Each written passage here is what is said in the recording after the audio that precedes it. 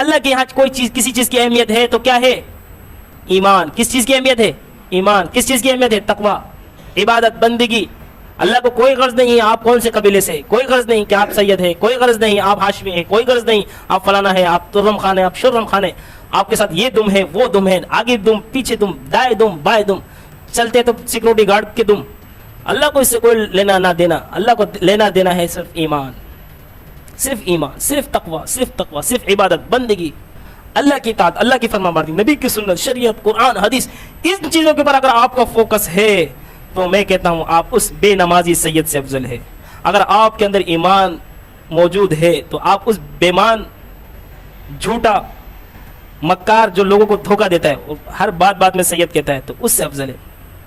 میں سیدوں کے خلاف نہیں ہوں, الحمدللہ ہم عزت کرتے ہیں, لیکن ہمارے سامنے کوئی اگر یہ بولے کہ میں سید ہوں اور اگر اوپر سر کے بال سے لے کر پیر کے ناخن تک اگر ہم اس کو سنت کے مطابق نہیں دیکھتا تو میں تو اس کو سید نہیں مانتا. وہ چاہے ایڈی چوٹی کا زور لگا لے, بولے کہ میں سید ہوں, اگر اس کے چہرے میں داڑھی نہیں اور اپنے آپ کو سید کہے تو میرے سامنے, خاص طور پر کسی مولوی صاحب کے سامنے نہیں بولیے, وہ مولوی صاحب بھی آپ کو نہیں مانے گا.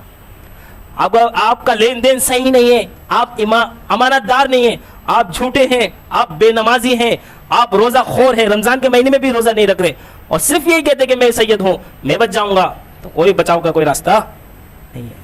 بچاؤ کا صرف ایک راستہ ہے, ایمان تقوی, ایمان تقوی, ایمان تقوی, عبادت بندگی, اللہ کی عبادت, اللہ کی پرستش, اللہ کی وحدانیت, اور کسی کی نہیں. انشاءاللہ اللہ پھر کامیاب کرے گا. ہم مانتی نہیں اس کو سید جو بے نمازی ہو, داڑھی منڈا ہو, جھوٹا ہو, سود خور ہو, حرام خور ہو, دھوکے باز ہو, مکار ہو, ہم نہیں مانتے. جتنا بھی بولو ہم اس کو سید ماننے کو خدا کی قسم تیار نہیں ہے. ہم دھڑلے سے کہتے اور برملا اعلان کہتے کہ وہ سید نہیں ہے جو نبی کی سنتوں کو ذبح کر کے اور اپنے آپ کو کہے میں سید. اس کے سر سے لے کر پیر تک یہودیت جھلک رہی ہے, اور وہ کہے کہ میں نبی کے خاندان سے ہوں اور نبی کے گھرانے سے ہوں اور جو مرضی چاہے کروں میری بخشش ہو جائے گی. تو وہ اس آس اور اس امید سے رہے. بالکل خیال است کے محال است کے جنون است, اس کا خیال بھی جھوٹا ہے, اس کا محال بھی جھوٹا ہے, سب کچھ جھوٹا ہے, یہ بھی جھوٹا ہے.